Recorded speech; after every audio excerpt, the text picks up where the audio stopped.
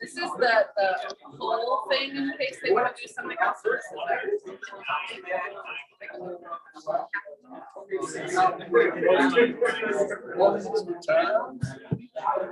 Yeah.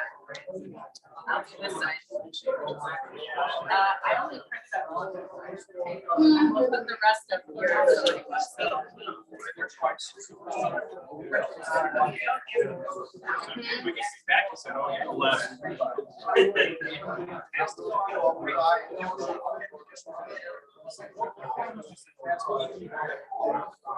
I'm only doing this, but I'm putting their whole flyer on the table in case they have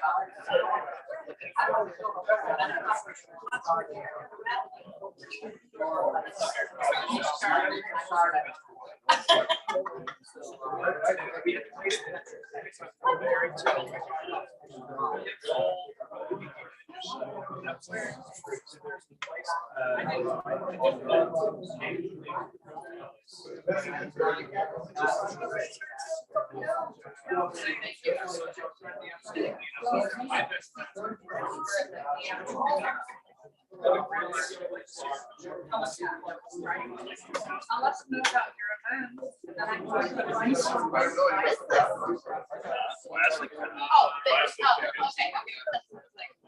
you're a country. It's a gift. Very true. Very true.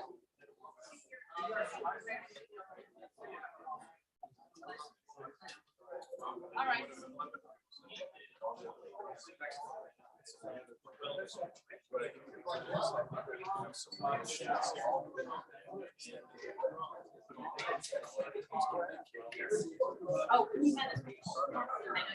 Oh, I know you got it.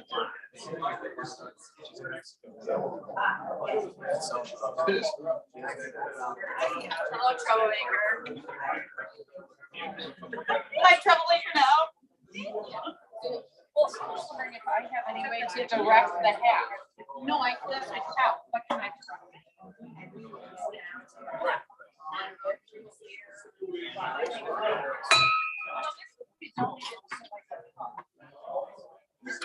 All right, time to get this show on the road. Good to be back from downtown Chicago from last week. Roger, will you lead us in the Pledge of Allegiance? Sure. I pledge allegiance to the flag of the United States of America and to the republic for which it stands, one nation, under God, indivisible, with liberty and justice for all.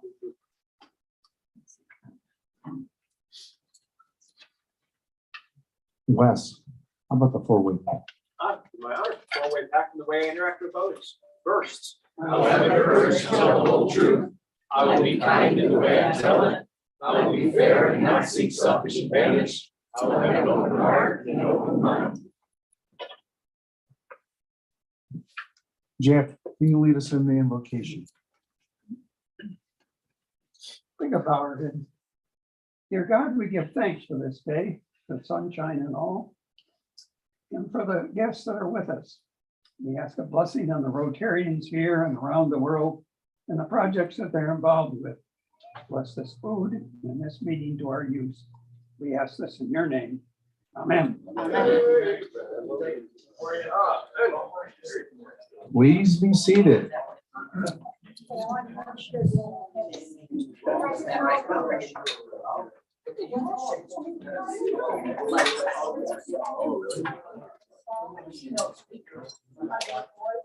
Well,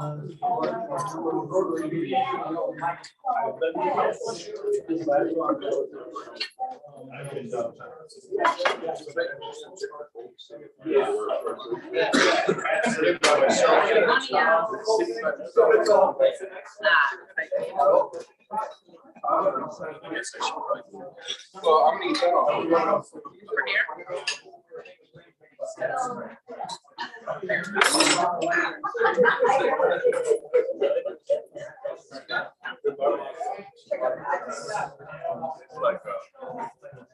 Did you get this? He brought his own. Right. Sorry.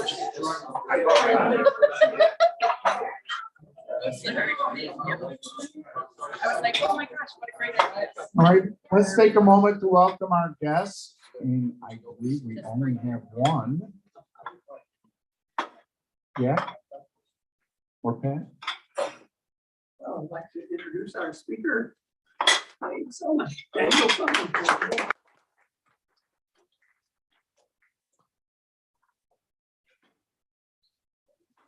Any announcements? Linda?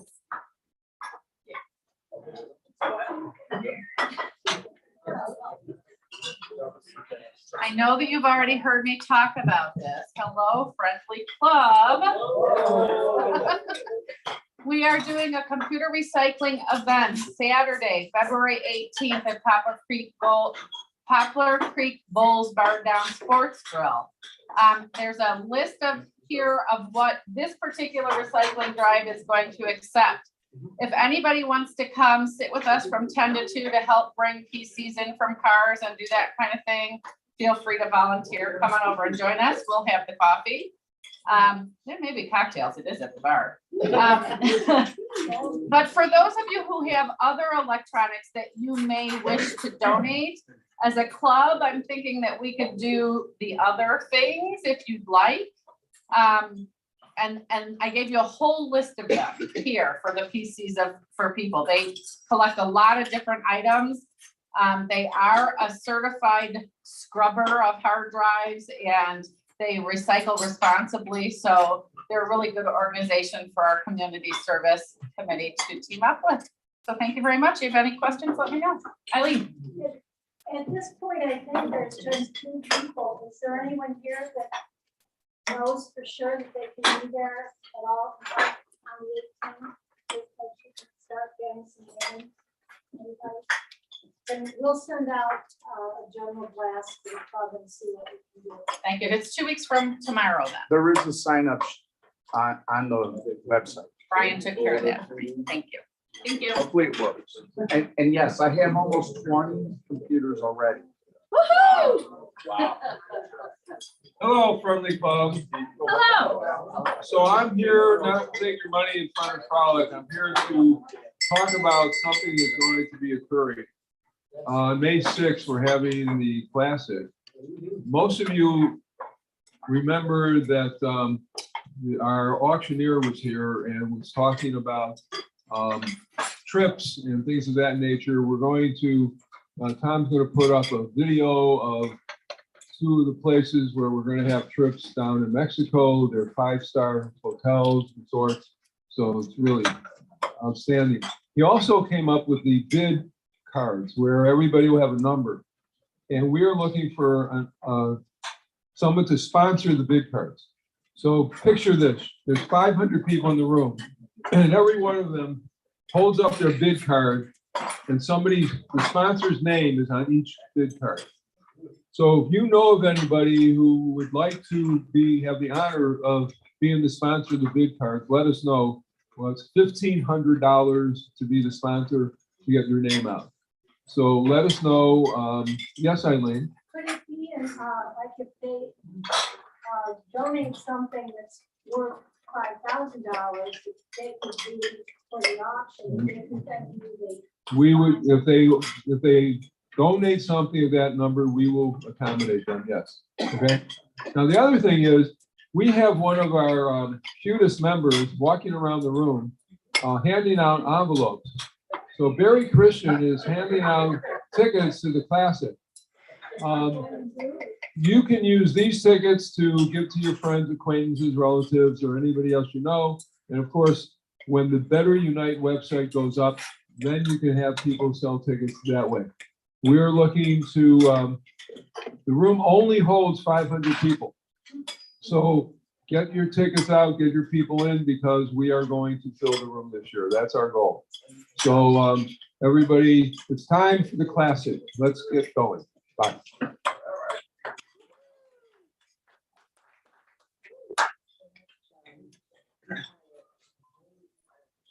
Greetings, friendly club. On behalf of my favorite committee, the Fellowship Committee.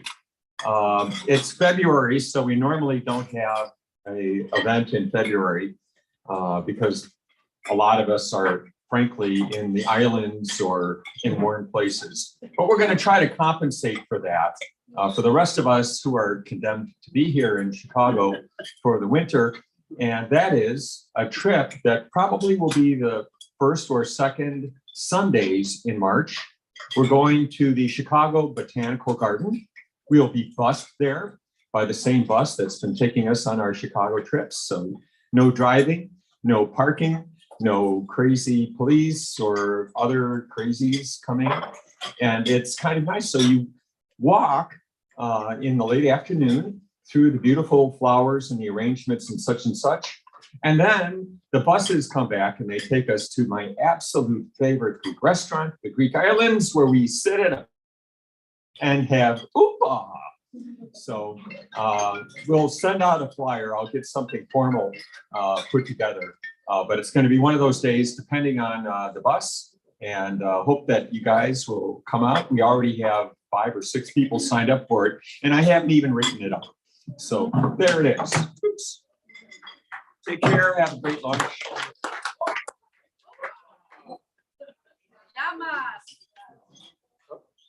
Me. It is the beginning of February. We have a couple of applications that are due from for project selection will be due March 1st. We've already got some people that have sent them in, getting a great response.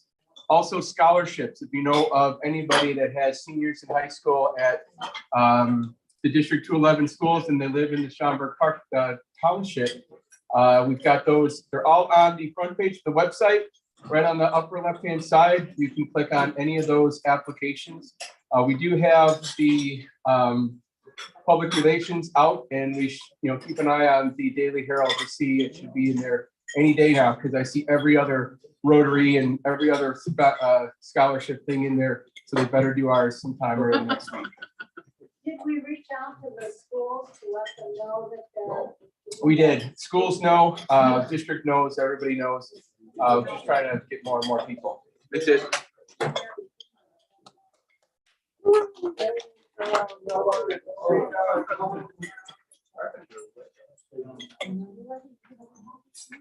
I'm assuming there's no other announcements, which is good.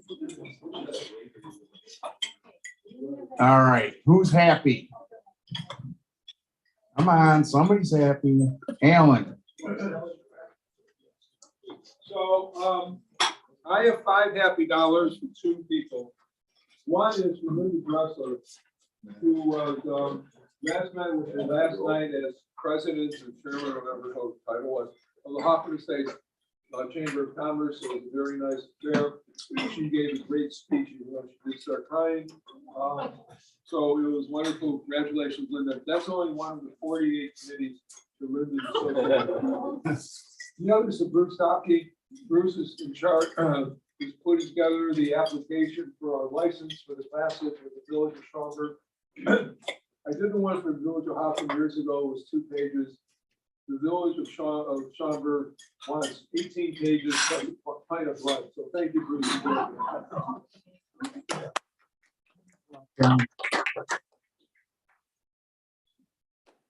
Mike. I have 5 happy dollars. The Daily Herald this week had a nice article about Rotary International President nominee Stephanie Urquhart. So it's nice to get that publicized. Linda.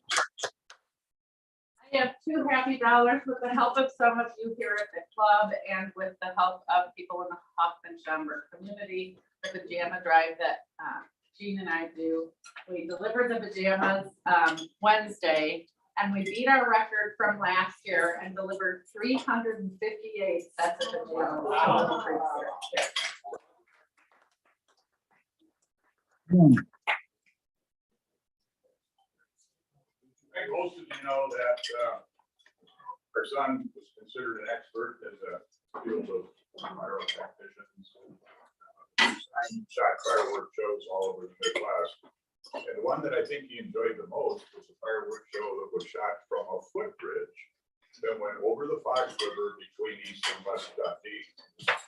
They shot this show for, probably 10 or 12 years at least. I was always on the crew that helped set it up. Many of you have been to that show. Well, after he died, it was taken over by a good friend of his. This would be the second year for this other person doing the show. This is in conjunction with St. Patrick's celebrations, where there's East and West Dundee have a big St. Patrick's parade and a fireworks show. We just found out that this year, the fireworks show has been renamed the Dick McCullough Jr. Memorial Fireworks Show. And that name will be there. So it's honoring Jim. It's in all their publicity, and it's $10 for some reason.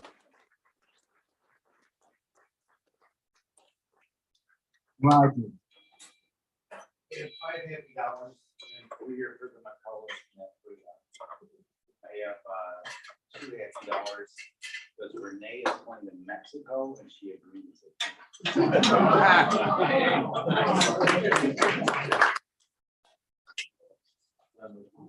Where are you playing? Anybody else happy? What? Yeah, I got $5 because I did no drink January or dry January for the first time. That's stupid.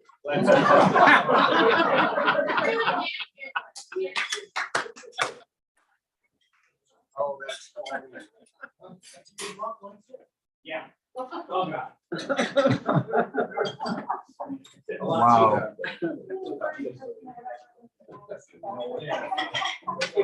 I had $5 because our Schaumburg Teen Center reopens this week. And so all of our kiddos from the middle schools will get to come back to Schaumburg. And I was able to get a donation from Crumble Cookies to serve. And we will later have one, we'll invite the public. I tried to get you invited because of the big donation from Crumble, but you'll be invited to the next one. And then all of our teams from Schaumburg will be invited to our 5,000 club, which is in South Elgin. And we have confirmed that we have Denzel Washington coming as an alum, and also Mario Lopez. So our kiddos from Schaumburg will be participating. So thank you so much. Very. I'm happy to be back from Hawaii for 2 weeks, and as always, Maui is fantastic. Did you say Maui while it's fantastic? Yeah, that's okay. And one of the best restaurants, I finally got to go to Mama's Fish House, and I'll tell you what, it's the best restaurant in all of Hawaii. It was fantastic, the atmosphere was great. The only disappointing thing was that that's our 4th time there, and my wife still hasn't taken hula.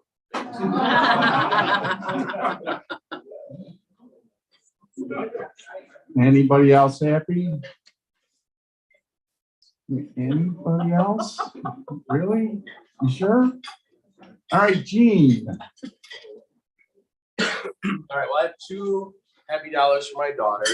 She did phenomenal as Ares, the God of War in the Percy Jackson musical. She's doing Seussical Junior this Friday, next Friday at the Prairie Art Center, and then she's auditioning for a non-musical play at the Metropolis next Friday as well. I don't know who's collecting, but and then I have 2 happy dollars because the pajama drive was a huge success, and I also won $300 at up in Chamber Celebration of Excellence last night, so I was very happy for that.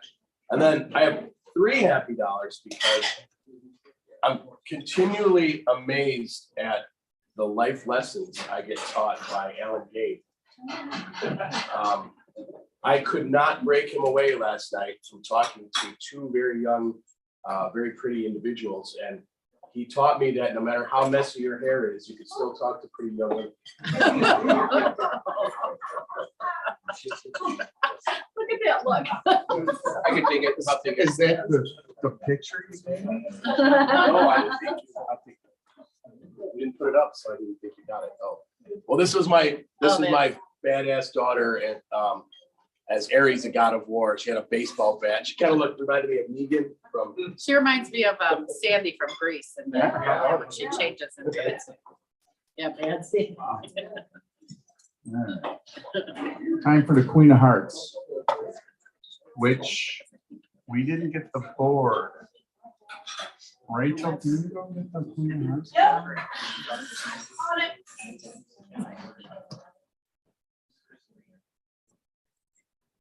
Grab a mug too. Got it.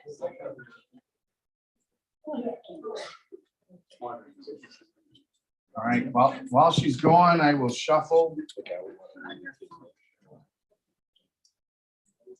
Shuffle.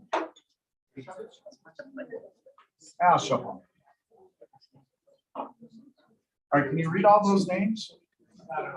They're all in there somewhere.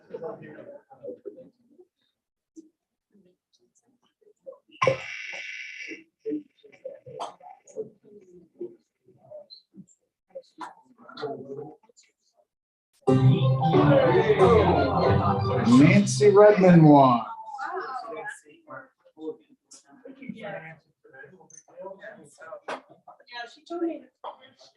She's getting the board.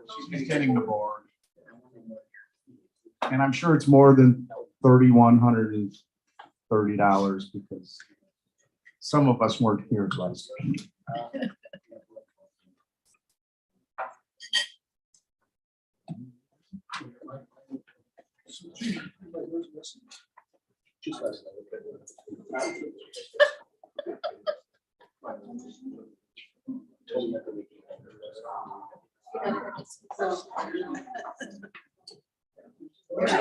Arm is dangerous.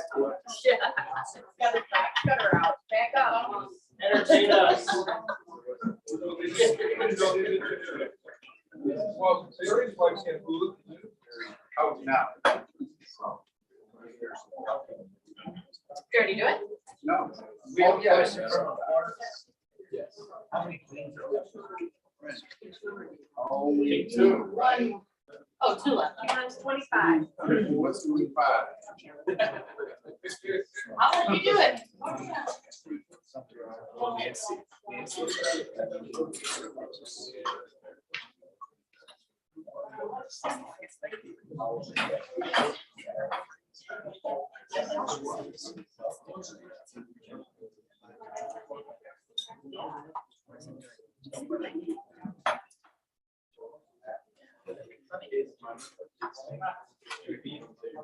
It's an 8 of hearts. Wow.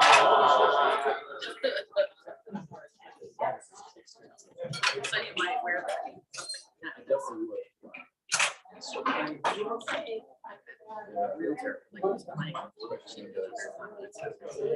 All right, enjoy your lunch.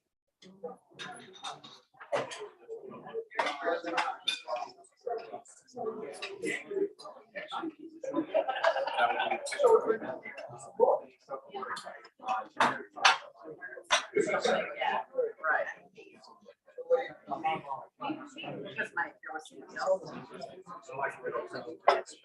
And I said, they sell them.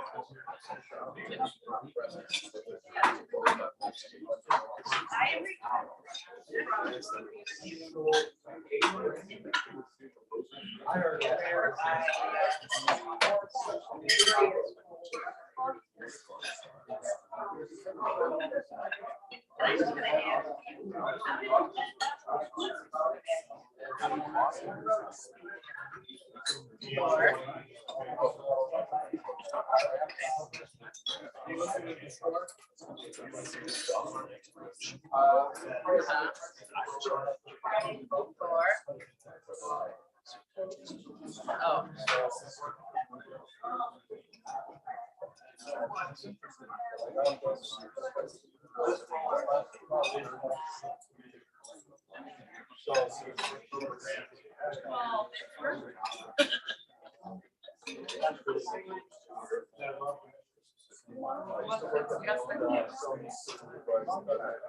Oh. But you have a life there, you have friends there. Like Airbnb.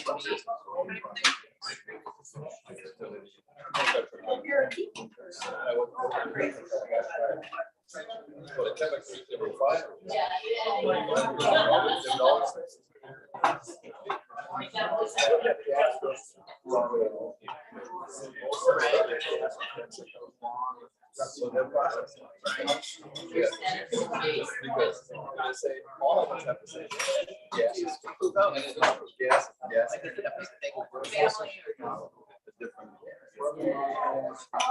Friend of ours.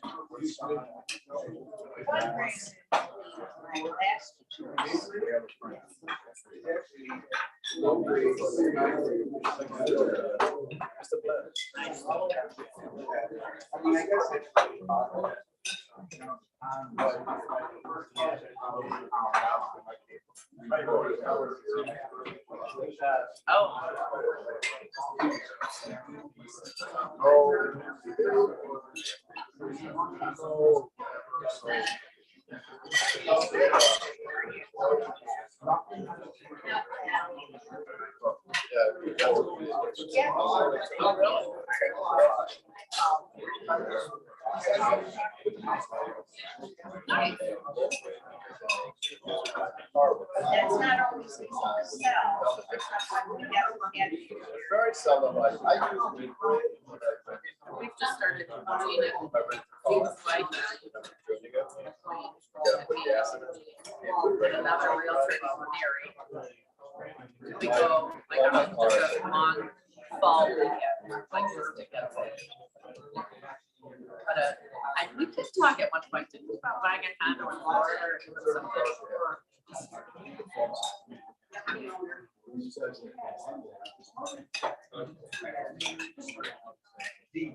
With all the times you go to Disney, but you want to stay on the property.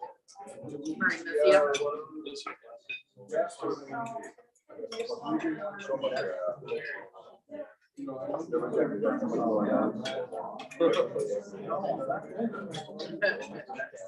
And you call me. Yeah, no, she does a lot of marketing. A lot of good person.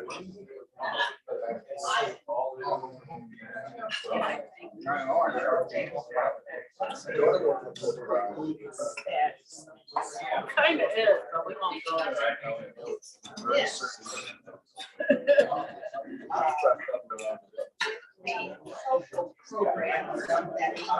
Right, you're having kids. His kids up there, right? Next week, right? See, I looked at a classic place like a library for the whole Auburn Township. For some kinds of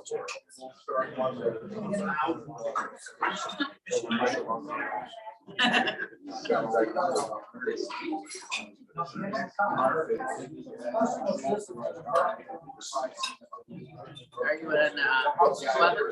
No. Lancer Park.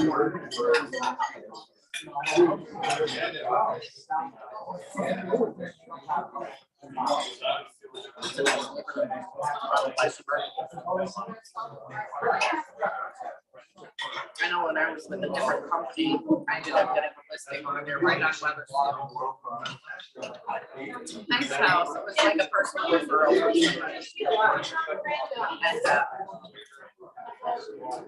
And after the fact, it was right around the time I switched to the Explorer. So it's the same company, but different office, Schaumburg, that we're with. And she asked me, It's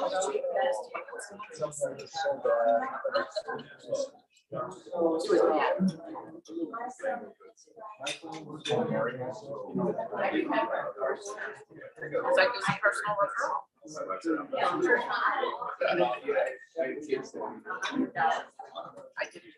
I didn't know that anybody needed to talk to, you know, like I had no.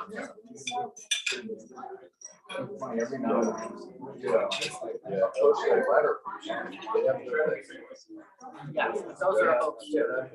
Oh, they are. They're markets.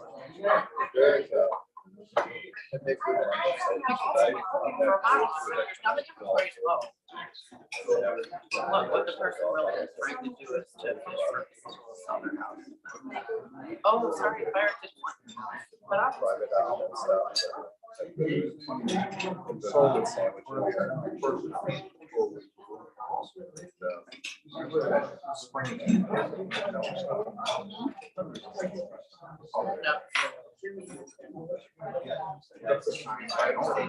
right.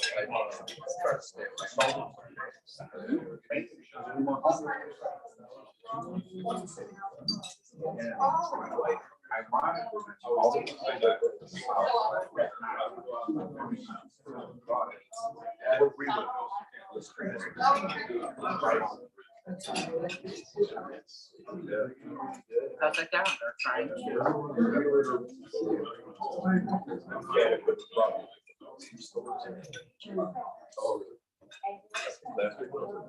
Now, sometimes they'll preview it, you know, like they can get a client right away.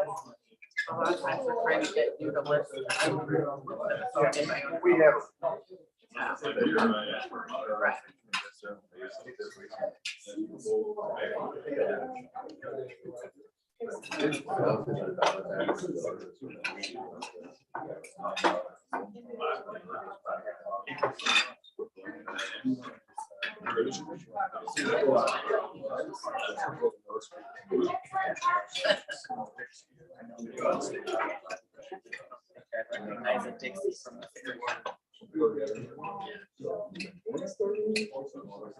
A little over 15, so.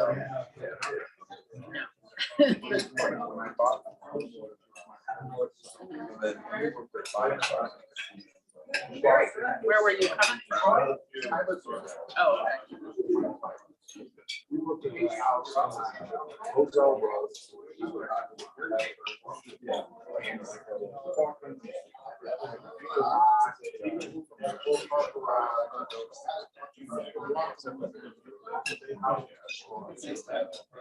We enter the house, and there's so back, the wall. Oh my God. The size of these rooms. Someone's gonna do something. Even though the house is missing walls.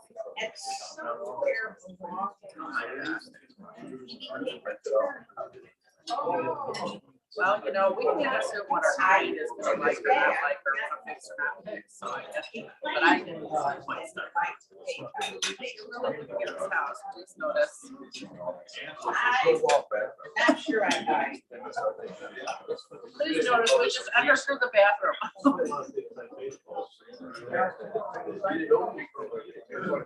I knew it was.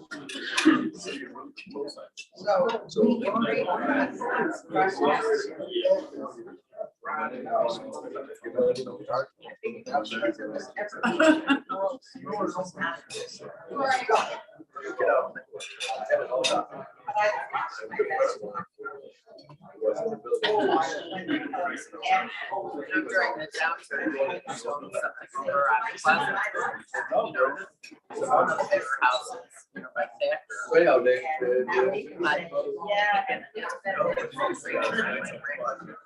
A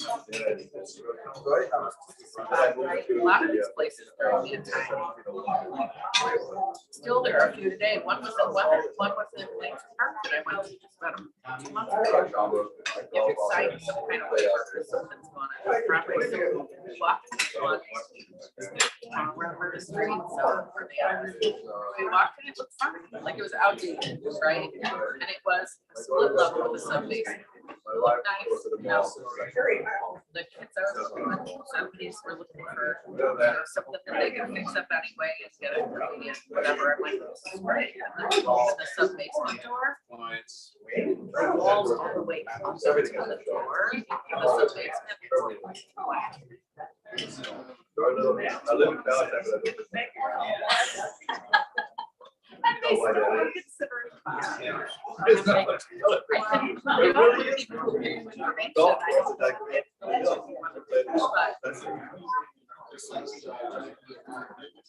But you know, something went wrong, something's wrong. We have to take care of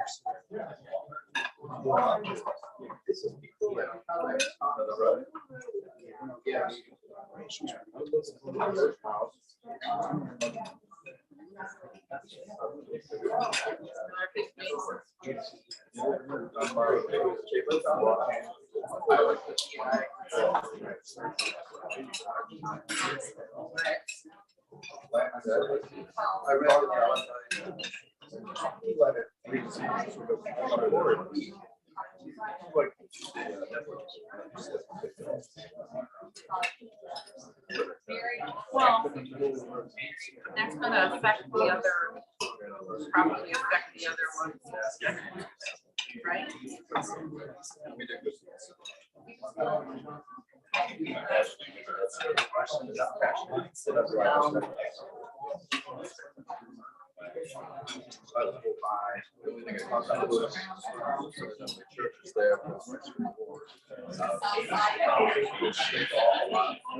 Nice.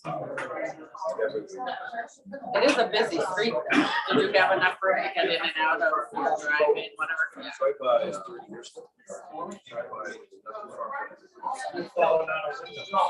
Downstairs. It's still busy. I moved here in '94, just a few years later. Right.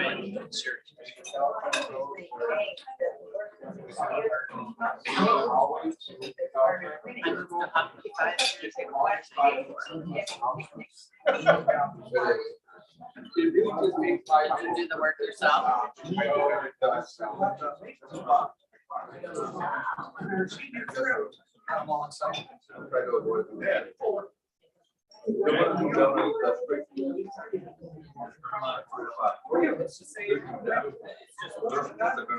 All right, now it's time to part you with some of your money.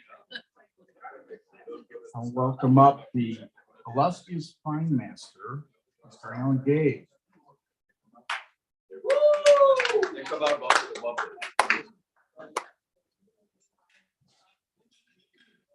Hello, Friendly Club. Oh, Alan? So Dan, this is how we help you raise money so we can support Blessings in the Backpack. But I have a surprise for the Friendly Club today. A number of you are going to be very happy because we are going to have an extra special, wonderful guest fine master today. The one, the only, former administrative director of the Rotary Club International, one who really ran Rotary, Pat Grunwald.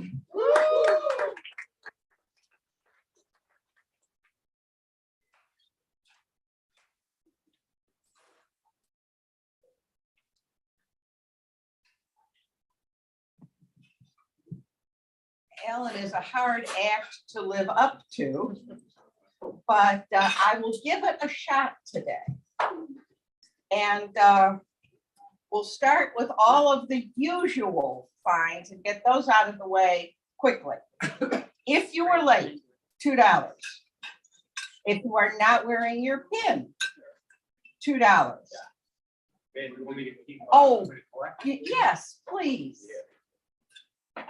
My first faux pas.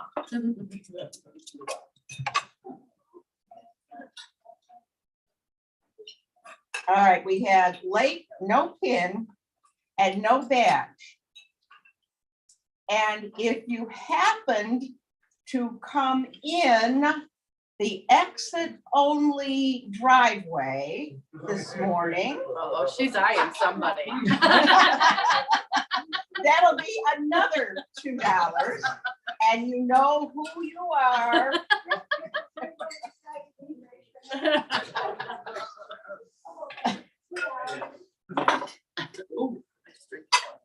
And I'm first going to wear my public image hat with some fines here. If you have not looked at our Facebook or Twitter posts this week, at least once, it's $2. If you have not shared a post in the last month, another $2.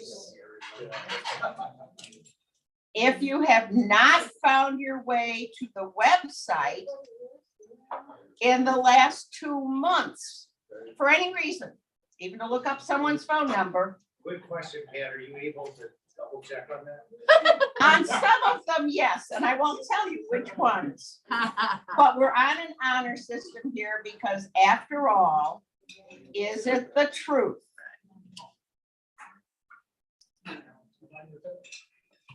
Here's another one that I really can check on. If you did not open and read the Wednesday email, another $2. I like being up there better.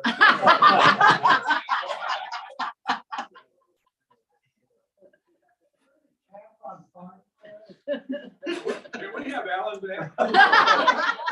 I guess I'm doing okay, Alan. What do you say? And I've got a couple, and using my debut as a fill-in fine master for just a little bit of Rotary trivia. Was the very first Rotary meeting ever held on the 16th of February, the 18th of February, or the 23rd of February in 1905? Who thinks it was? What was that? We were asking Alan where he went on that. What day it was. Who thinks it was the 15th? 17th? Oh, you've changed the dates on us. 23rd.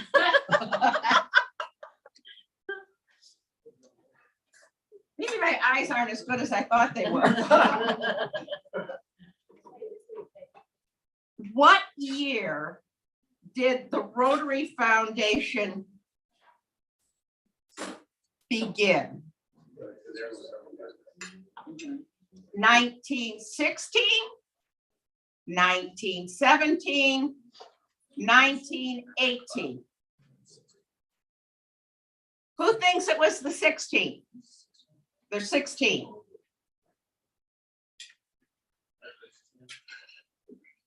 Kick in a buck. All right. Thanks, Mike. Who thinks it was 17?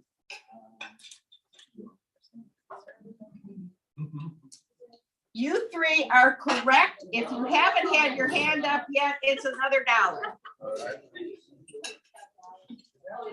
Now, here's one that's near and dear to my heart.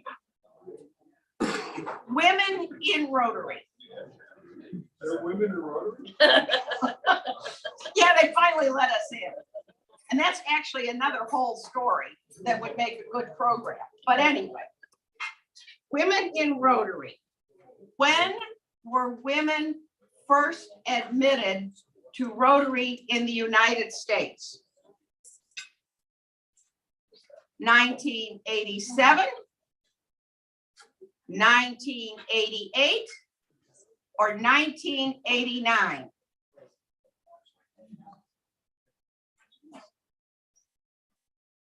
Who thinks it was 1987? If you don't have your hand up, put in $1. Just raise your hand. Well, legally, admit it and not have your charter revoked.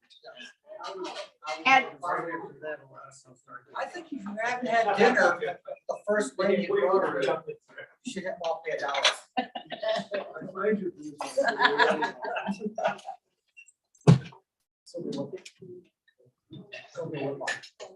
one current event, what city is hosting the 2023 convention? Brisbane, Australia, Sydney, Australia, Melbourne, Australia. Who thinks it's in Brisbane? Another buck. Who thinks it's in Sydney? Another buck. It's actually in Melbourne. And a local question, and then I will be done. Who was the first president of the Rotary Club of Schaumburg, Hoffman Estates? Martin Conroy, Howard Baker, or John Matthias?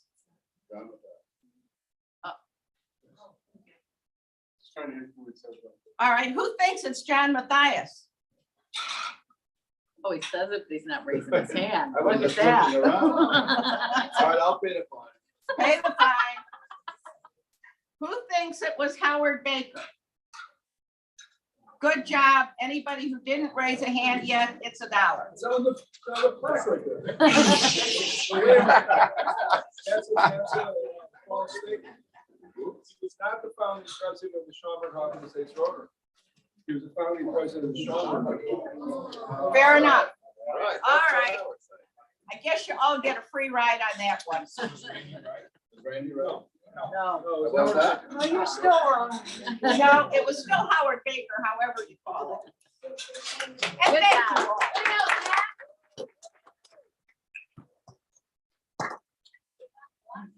Pat, I think you were supposed to come after Alan for correcting the fine master. He's never wrong.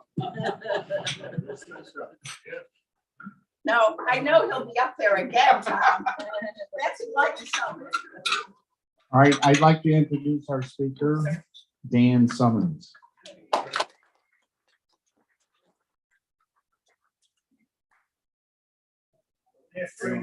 Thank you.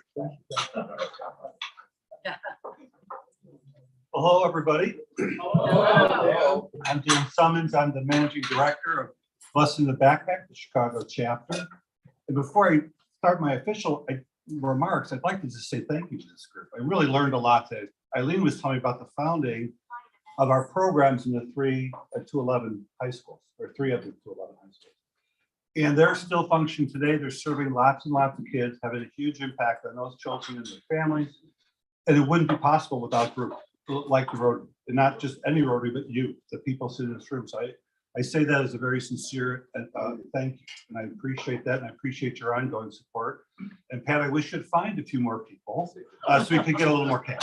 So you're a good fine master. I did not know any of those stories. But so my goal today is just to introduce you to kind of what Blessings is doing here in Chicago. Blessings is the only national organization that's dedicated to feeding kids on weekends. So every weekend this year during the school year at over 1,200 locations across America. We're in 44 different states in the District of Columbia. We're feeding 95,000 children, 95,000 children. So here in the Chicago chapter, we've got 70 locations, grammar schools, middle schools, a couple of high schools, and boys and girls clubs after school programs. We're feeding a little over 6,000 children every week, 70 different locations. Something we're really, really proud of. And I would also say, if you have any questions while this is going on, just feel free to ask. If you may forget it by the time we get to the end. So our vision is that every school age child in America has the nourishment to learn and grow. As a leader in the movement to end childhood hunger, Blessing the Backpack strives to ensure children do not go hungry on weekends, by empowering individuals and communities to take action. In my way of thinking, the last phrase there is the most important part, empowering individuals and communities to take action.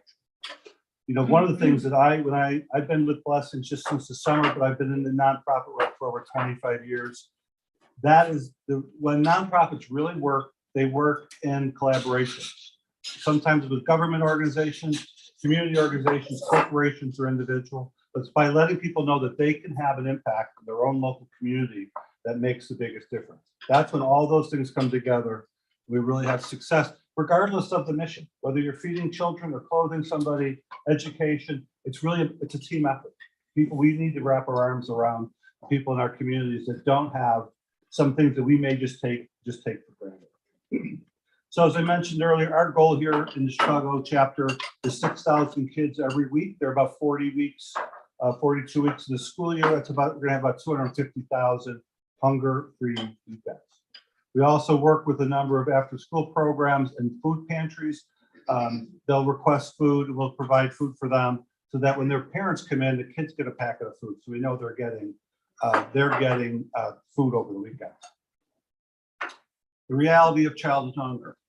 13 million children, school-age children, live in food insecurity. Here in the Chicago area, and the Chicago chapter is a 5-county area. There are a little over, and these stats are from the Illinois State Board of Ed, there are a little over 1 million kids in K through 12 in those 5 counties. 646,000 of them are qualified for free lunch or free breakfast, depending on the 600. That's almost 2 out of 3 kids in our area are qualified for the Blessings program. And we're feeding 6,000. We're proud of that. And we've got big goals for the future. But the need is really great. It really is really great. And sometimes people say, Dan, why are kids struggling? Why aren't they eating at home? There's several reasons. One, if anybody's been to the grocery store lately. Right, exactly. It's expensive, really puts a crimp on low-income families. A lot of moms and dads are working 2 or 3 jobs in gig economy. They're driving Uber. You know, if you're taking an Uber on the weekend, you're not home. So that packet we're sending home with the kids not only helps that child have something to eat over the weekend and be ready to go back to school on Monday, but also allows their parents to go to work knowing they've got something that they can handle. So all of our food is shelf stable and designed so even the youngest, the first grader, kindergartner, can open it and eat it on themselves. They don't need to start a microwave or stove. So the kids are all getting something they can handle. They're also chosen through our Blessings employees, a nutritionist that works with local families and kids to do the food selection. Because we're always trying to balance what a child will eat with what they should eat. That's not always as easy as it sounds. I always say we can send them home with a bucket of granola, but I don't think they're going to eat it, right? So that would be a waste, right? Leave it outside for the coyote or something. The other reason is that there are a lot of families who are struggling. We have a program at Whitney Young High School in Chicago, one of the top performing high schools in the state of Illinois. We feed 25 kids every Friday who are homeless. I know in District 211, we're feeding children who are homeless. And these are kids that we're trying to rise above their circumstances. And we want to make sure that they've got the nutrition, the need, but also to let them know that someone in their community cares. To let them know that they're not alone and that somebody there has got their back when it comes to eating on the weekends. So overall for Blessings, we're going to have 2.3 million hunger-free weekends. We talked about those 95,000 kids. We're in 44 different states in the District of Columbia. And right now, this Friday, a matter of fact, the Friday at 3 o'clock, we're the 5,847. That's our current weekly count of kids are going to get take a pack of food home for the weekend. So we talk about food, and I think feeding children is kind of its own good. It doesn't need to be defended, right? Hunger is a problem. If we've all been hungry, we know we want to do that. But the benefit goes way beyond just feeding a child. So 78% of the kids feel cared by their communities, right? They understand that somebody they don't know has either contributed money or time to make sure that they're getting fed. 71% of the feelings that they like the Blessings. They understand who Blessings the backpack is, and they appreciate that. Kids have 60% fewer behavioral issues, particularly on Fridays. Their school attendance is better, and they're finding it easier to learn their test scores. Talk to many principals and teachers, they tell me the same thing. The kids actually look forward to coming to school on Friday. I went to a lot of school. I never look forward to going to school ever, Monday through Friday. They look forward to it. Matter of fact, some of the younger kids, I had a teacher tell me that the kids come in, first graders, and they say, "Is it Friday yet? Is today Friday?" Well, no, it's Monday. We, learn the days of the week, but they're actually excited. Hey, Dan, just out of curiosity, wouldn't Monday be the problem? Well, they'll come back. That's a good, so the question is, would the data be give them food on Monday? Well, the truth is we're trying to fill the hunger gap from Friday at lunch. There's a 65-hour gap from Friday at lunch so they can back to school. with breakfast. So you misunderstood my question. So I would think it would be, if they didn't get the blessing, Monday would be bad behavior. That's the day they're hungry. Well, the way I've learned it is that if you knew you had a 65-hour hunger gap, you were not going to eat for 2.5 days. You're going to have a hard time sitting still. You're going to have a hard time concentrating. You're going to have a hard time with it. And I understand completely. When you come back, a lot of schools have, especially the primary schools, have breakfast programs, so the kids know they're going to get something. Yeah.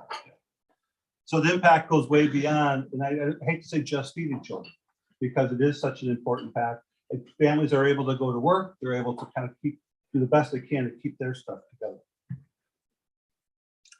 So in the Chicago chapter, there are, you're looking at 50% of the Chicago chapter. I've got one associate that works with us. We work, we have an office downtown. We share with our national office, but I'm out on the road most days of the week. But what really drives are people like you. We have over 600 regular weekly volunteers who make sure that kids are getting fed. These are parents, these are local community members, sometimes they are school staff, but they're the ones who are really the hands of blessings. They're the ones that are taking the food from the box or from the packing event, making sure that that person gets it in their backpack to take home. The other thing I like to stress is the blessings in the backpack. We don't hand out backpacks. We hand out food. The blessings is the food that goes in your backpack. We do have some backpack drives and things like that in the fall, but it's really just packets of food. And there are more than 5,000 volunteers nationwide. So for blessings of backpack, what we recommend in most of our programs is something called a pre-pack. And we work with some of the major food distributors, Cisco Foods, Optimum, Champion, and they provide, I'm shaking his head as like Cisco Foods, but they're able to provide, because of our volumes, really high quality meals, low in sugar, low in salt, high in protein, for 40 weeks a year for $150 per child.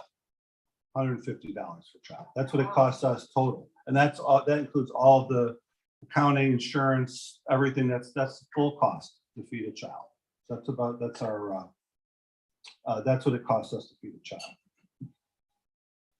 We get lots of accolades. We're good. We're, over 80% of the dollar you give goes directly to feed children. We're in GuideStar. We were endorsed by People magazine several years ago. When I go back, Chicago chapter, hopefully under my leadership has grown.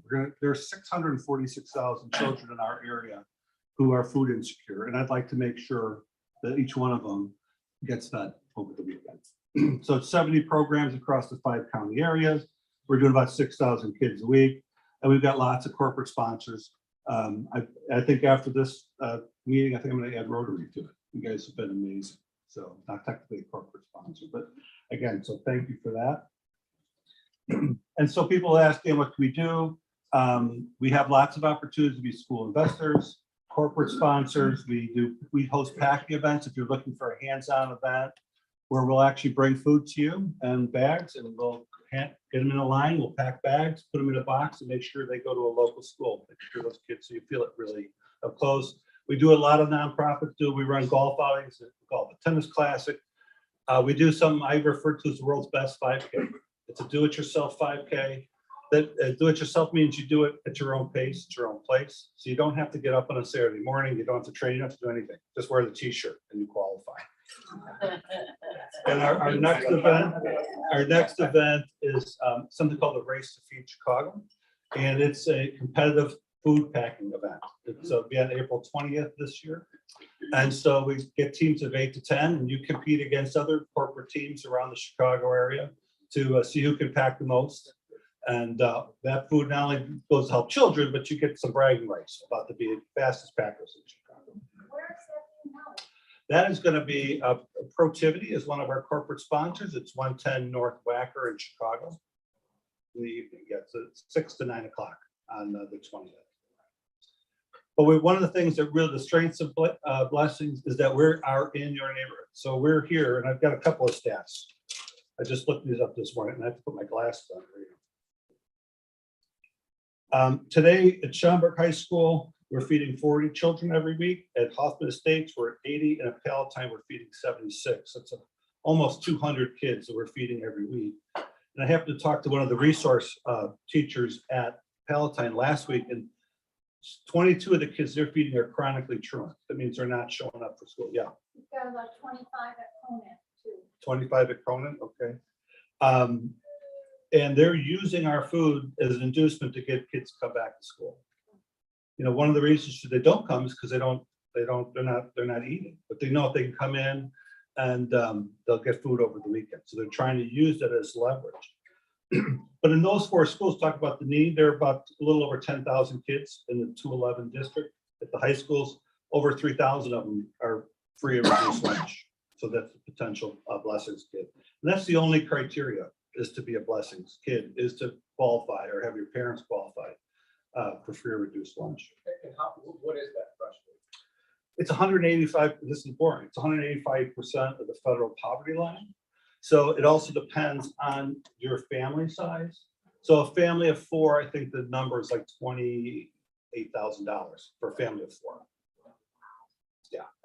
Yeah. Do you have to apply for the program, or how do you get into the program? It's generally, we work very closely with our school resource officers, teachers, and principals, and they identify the students they feel are most at risk because they've got so many kids that could potentially benefit. So they'll identify the children they think they'll get the greatest benefit from. Yeah. How do you get your program at a school? I say my wife works at Foreman High School in Chicago. They have off today, and when she told her class that you're off on Friday, so we're doing this, this, and this, a kid in the back's like, "Oh, I'm not eating Friday," you know, ha ha ha. But she brought some food for him because he's got stuff for the weekend, but they don't have anything planned for Friday because they're off. Yeah. How do I get that to Foreman High School if it's not there? Well, specifically, we'll talk about Foreman Okay. after we're done.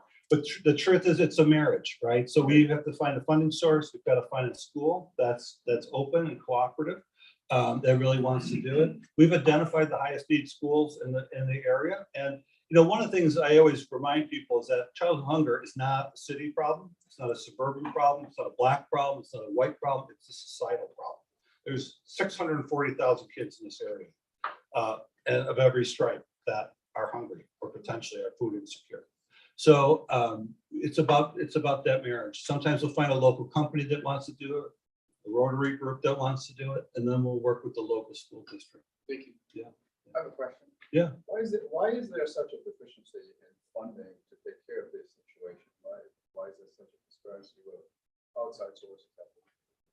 Just a question, just curious. It's a great question. One of the interesting things, again, I started here last summer, so I'm really still in learning and listening mode. Hunger on weekends is kind of falling through the cracks. It's a very niche kind of market. People understand the kids are hungry. We've got really Title I kids who are getting lunch mostly and a lot of breakfast. So people are like, oh, we're feeding kids and that's good. We've kind of solved that problem. And Blessings came around because about 14 years ago, our founder was at her daughter's middle school. And a kid next to her said, hey, can I have your apple? And then Missy, our founder, said, sure. You know, you just ate lunch. Are you still hungry? And the kid said, no, I'm going to take it home because I'm not going to eat over the weekend. So she got her local school engaged in her PTA, and they started filling bags, and it grew. And you know, we kind of professionalized it. It spread across the country. So some of it's just an awareness issue. That's why I'm here today. Talk about childhood hunger on weekends. When kids go home, they don't always have a fully stocked refrigerator. I think that coyote's out back. Yeah, he's big. The coyote's hungry on weekends. Is there someone else? Eileen, you have a question? You were talking about collaboration. And once we got this program started in Hoffman Estates High School, then we reached out to Whole Foods because there was no fresh produce in the blessings bags and the supplies that were coming in. And we were able to channel their day-old produce and they ended up coming back to us, I think, with baked goods and all kinds of things if the schools wanted them. And then we married the schools to them and the schools started doing the pickup. And I think all three of the high schools are still benefiting. I know Hoffman and Schaumburg are, I'm not sure from that relationship that we started 8 or 9 years ago. Yeah, and it was just, we had the connections and we reached out and we got them connected and then they took it from there and made it their own. So I will say that's a great point. And a lot of our programs do have those kind of local. I was at Jane Addams in Schaumburg yesterday, and they get apples from a local store. It really depends on the individual program. You know, we're 600 volunteers running 70 different programs. It's a lot of coming and going in those programs. But we always strive to again, it's about empowering individuals and groups to make a difference. Not, it's more than we just fed you that we're done. It's about making sure people understand the process that we're going through. Well, we found the blessings was the right fit for what we were trying to do because of that flexibility. Yeah. And again, our food, we're really, what we're sending home, we want it to be shelf stable. We want to make sure that kids are getting consistency across the country. So it's hard for us to put fresh fruit in there. We are always experimenting with fruit cups this year. There's one pack that's actually got a shelf stable yogurt in it that kids have really liked. So when things become available, and again, it's a pricing issue, it's an availability issue. So we try to make sure that what we're doing represents what the kids will eat, whether it's what they're used to at home. You'll see a lot of name brands in our packs. You'll see Cheerios and Apple Jacks. And I love Apple Jacks, even as a kid. I love Apple Jacks. But what you find out is the Apple Jacks we're providing qualify for the school lunch program. So that means they're 25% less sugar, 25% less salt. They're whole grain feel, so they're as healthy as you're ever going to get with an Apple Jack. Again, trying to balance what the kids want, what they'll eat. And I'll be honest, the reality is kids are marketed to. They know what Apple Jacks are. They know what generic Apple Jacks are. They know what their friends are eating. And we really try to consider ourselves a child-centered organization. So that when we're thinking about food selection, we bring children into that food selection. We're also trying to ask the question, what do you really want? What would make you proud? I was at a packing event a couple of weeks ago, and a woman came up to me and she said, "Dan, I grew up in the foster care system. And we got free food. It was government cheese." And she goes, "The cheese was fine. There's nothing wrong with it. But the way it was packaged, the way it was presented, the way we got it, added to my distress. I'm already a foster care kid, and now I'm getting this block of cheese that weighed more than my backpack did." And and she said she said we ate cheese, but could have been done in a way that was really respectful of the kids' anonymity and their confidentiality, probably. So we really strive to make sure that each child is treated with respect. In this situation, it's handfuls of kids in each classroom are getting fed. So we work with the teachers to make sure. Some teachers will go in when they're on their last break and just put the food in the kids' backpacks so nobody knows. Sometimes they'll work, so these kids will go to the teacher's lounge or wherever. Some of the schools, it's 100% of the kids, so there's big bins by the exit doors and everyone just grabs one on the way out. Really depends on the individual program and that individual teacher. I was going to say in the Schaumburg schools, I think we were at 7, this is in District 15, we're feeding 560 kids every week. And we're also at Enders Salt, and 150 kids there as well. So it's over 700 grammar school, primary school kids, grammar school kids. So the difference that you're making, yeah, go ahead. I always wondered that the blessings that are in the backpack for a child who has a family of 6, is it more, if they have a big family, is it designed to feed only that child? It's designed to feed just that child. because we don't know the status of those other kids. Oftentimes, if you've got siblings in the same school, they're each getting their own backpack because they all qualify. We really we do some high school programs out here. Most of our work though is with primary and middle school kids. The older kids have a little more agency. They might have an after school job or something. They're able to use a stove or microwave safely. So I would tell you probably 75% of the kids we're feeding are really primary school kids. Anything else? Yeah. Go ahead. With the SNAP program benefits, that big cut affecting people coming up in March, are you anticipating greater needs or? We are. I mean, we understand that kids are hungry, but the number of 640,000, that total number is probably not going to change. It's really our job to get the message out and make sure that people understand that we're doing a good job feeding kids in schools, and there's an area that we just kind of overlooked.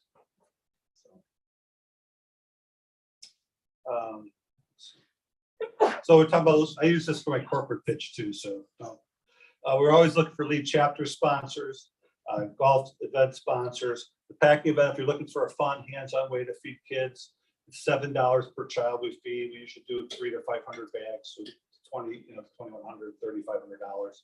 The host of the event, but it's a fun event. You come together. We'll talk a little bit about the food goes in there. You actually get to write them up. And the thing I like best about a packing event is we'll ask you to write notes to the kids, actually little 3x5 cards. And it goes back to what I said earlier about feeling connected and cared for by your community. I had a teacher tell me not too long ago that some of her kids collect those cards like baseball cards. I don't know if kids collect baseball cards anymore, but I did. So what I said the same thing. I said, "Oh, that's awesome." So they do collect them because some of our schools are supported through packing events. That's a way that they structure local resources. Yeah. Oh, we don't know. They're golf and tennis, world's greatest 5K. I do mind walking from my couch to my refrigerator. That's what I do. Yeah. So when a kid picks up a backpack, it's just enough food in there just for that kid, right? There are 8 items. There are 2 breakfast items, 2 kind of entree items and snacks. That's food for one kid for One for 2 days. Correct. So how do we know what the rest of the family? That's a great question. We don't. I mean, just in all honesty. So we are focused on feeding those kids in our programs. I mean, if they've got an older brother or sister that's a high school student and we're not in that high school, we understand it's a family issue and that we're just not in a position to be able to identify and feed all of those kids. I think Just something a little different, so you guys know that we do with the 3 high schools. They've set up specific areas like the Hawk's Nest. It's something we funded through a district grant at Hoffman State High School. Our blessings is run through the Hawk's Nest. And the kids that access that can take a little bit more if they need it for others in their family, but they also have hygiene products, school supplies, because the same kids that can't get food for the weekend have similar other needs.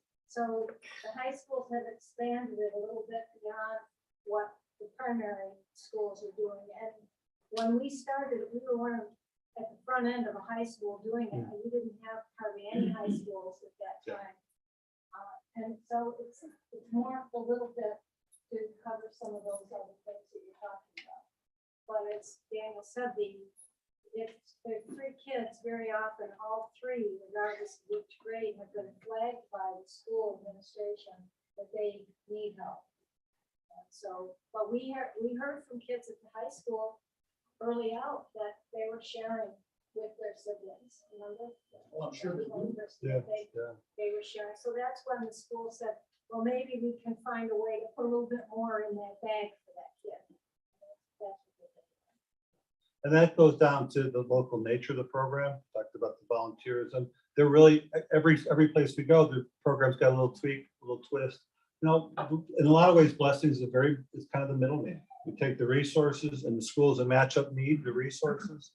And we really allow the schools, we want the schools to have that flexibility. They know their kids, they know their families. Because they'll say sometimes, I got a couple extra families that are really hurting. Can we get a little extra? Can we do? The answer is whenever possible. Of course, that's our job, is to feed kids, not to judge people for their circumstances. Let's see where we're at. So this is a list of some of the companies nationally that support Blessing the Backpack, and locally, most of them do programs all over the country. We get great notes. You know, teachers are always sending little notes from the kids, just letting them know that they appreciate it and they know that somebody's caring for them. And that's a picture of our kids. That's me. I'm Dan Summins. Anybody have any other questions or thoughts? So the last thing I want to tell you is at 3 o'clock today, or whenever school is out, generally around 3 o'clock, the kids are getting their black backpacks. 6,000 kids are getting fed. So I tell people at 3 o'clock, set a reminder on your phone. When that reminder goes off, think, you know what, I did something to feed a kid somewhere. The other option is I've got some QR codes. I send out an email every Friday at 3 o'clock. Just as there's no solicitation, and I'm a fundraiser and it kills me. There's no solicitation. It's a picture, it's a real brief story about one program, one kid, one volunteer who's helping. And it's the best, and I write them, so I'll tell you it's the best read of the week. And I know you get your Wednesday emails, if you don't open it, you get fined. There's no fine for not opening. But the point is, at 3 o'clock today, the work that you've done, everybody involved in this program is paying off and at 3 o'clock of every Friday. So I invite you to come up. You can shoot the QR code on your phone. It's a very simple sign up, or so just a reminder to yourself that you've done something to make a difference in the life of children. So on behalf of all the kids here in Palatine, Schaumburg, off in the state, all across the 5 county region, thank you. Thank you so much.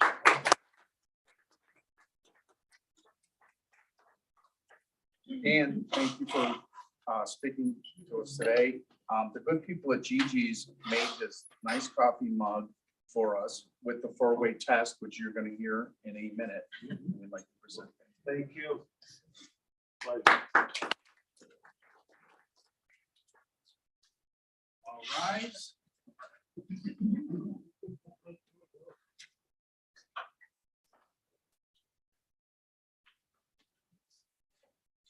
Next week, we have Ryan Gable from Bikes to Music. I believe I met him a year and a half ago. That should be interesting. And let us end it with the 4-way test as we always do. Gail. The 4-way test is of things we think, say, or do. First, Is it the truth? Is it fair to all concerned? Will it build goodwill and righteousness? Will it be beneficial to all concerned? Thank you for your service and enjoy your weekend.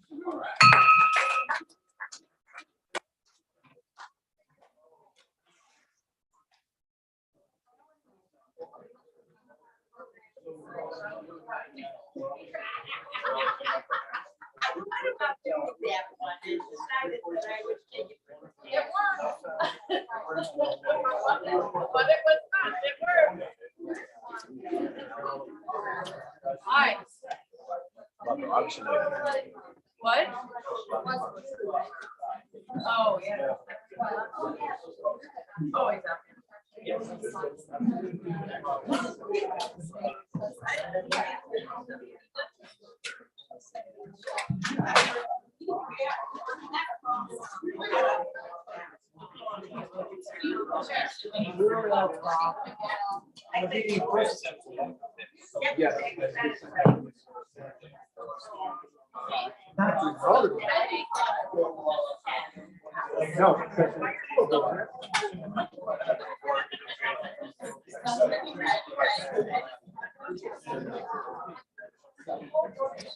No, I texted my wife for